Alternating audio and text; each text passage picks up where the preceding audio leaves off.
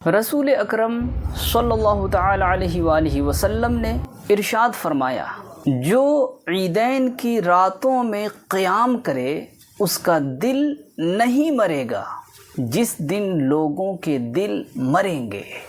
دوسری حدیث میں ارشاد ہوا، جو 5 راتوں میں شب بیداری کرے اس کے لیے جنت واجب ہو جاتی ہے۔ نمبر 1، 2، 3 ذوالحجہ شریف کی 8ویں، 9ویں اور 10ویں راتیں۔ نمبر 4 عید الفطر کی رات، اور نمبر 5 شعبان المعظم کی 15ویں رات یعنی شب براءت۔ تو ناظرین، ہمیں بھی چاہیے کہ عید کی رات میں ہم خدا کی بندگی کریں، عبادت کریں، قیام کریں، نوافل کی ادائیگی کریں، تلاوت قرآن کریم کریں، اللہ پاک کی بارگاہ میں دعائیں کریں۔